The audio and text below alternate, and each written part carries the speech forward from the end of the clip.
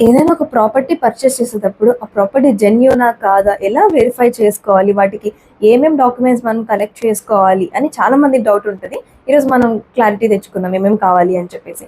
Firstly మీరు కనుక residential property అంటే హౌస్ సైట్ ఏదైనా కొనాలి అనుకుంటే, ఆ ప్రాపర్టీకి సంబంధించి మీరు ఫస్ట్ వెరిఫై చేసుకోవాల్సింది ఈ ప్రాపర్టీ ఒకవేళ ఒకప్పుడు ఏమన్నా అగ్రికల్చర్ ల్యాండ్‌లో ఏమన్నా దాని కింద ఉనిందా? అలా ఉంటే ల్యాండ్ కన్వర్షన్ డాక్యుమెంట్స్ అయితే ఖచ్చితంగా తీసి పెట్టుకోండి.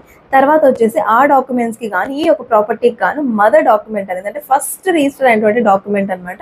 ఆ డాక్యుమెంట్‌తో పాటు లింక్ డాక్యుమెంట్స్ తర్వాత ఎవరెవరికి నుంచి ట్రాన్స్‌ఫర్ అయ్యి వచ్చింది అని చెప్పేసి. వీటితో పాటు ఎన్కంబరెన్స్ సర్టిఫికేట్. మీరు ఎన్ని ఇయర్స్‌కి అయితే ఈసీ అప్లై చేస్తారో ఆ ఇయర్స్‌కి మాత్రమే ఆ ఇయర్‌లో ఏమి ట్రాన్సాక్షన్స్ జరిగాయి, ఎవరెవరి నుంచి ఎవరెవరికి ట్రాన్స్‌ఫర్ అయింది అని మాత్రమే వస్తుంది. ఇది గుర్తుపెట్టుకోండి. తర్వాత వచ్చేసి ఏదైనా అప్రూవ్డ్ లేఅవుట్ ప్లాన్ అన్నారు అంటే ఆ లేఅవుట్ ప్లాన్ కాపీని కూడా ఒకటి తీసి పెట్టుకోండి. ఒకవేళ మీరు ల్యాండ్ పర్చేస్ చేయాలి అనుకుంటే మాత్రం పైన చెప్పినటువంటి మదర్ డాక్యుమెంట్‌తో పాటు, లింక్ డాక్యుమెంట్స్‌తో పాటు, ఈసీతో పాటు మీరు రెవెన్యూ రికార్డ్స్, పట్టాదారు అడంగల్, పట్టాదారు పాస్‌బుక్, పహానీ వీటితో పాటు ఇవన్నీ మాన్యువల్‌గానే కాకుండా ఆన్‌లైన్‌లో కూడా ఒకసారి వెరిఫై చేసుకోవాలి.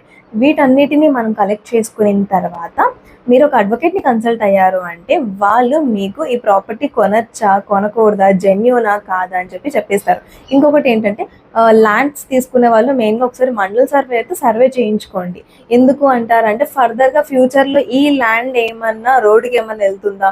లేదంటే ఏదైనా లిటిగేషన్ ఏమైనా ఉందా? ఇంత నుంచి ఎంత ఎక్స్‌టెంట్ ఉంది అంటే డాక్యుమెంట్‌లో ఒకటి ఉండొచ్చు, అక్కడ రియల్‌గా ఇంకొకటి ఉండొచ్చు. సో కాబట్టి ఇవన్నీ మీరు ఒకసారి సర్వే చేయించేసుకొని ఒక లీగల్ ఒపీనియన్ అనేది తీసుకున్న తర్వాత మీరు వెరిఫై చేసుకున్న తర్వాత you will get a clarity.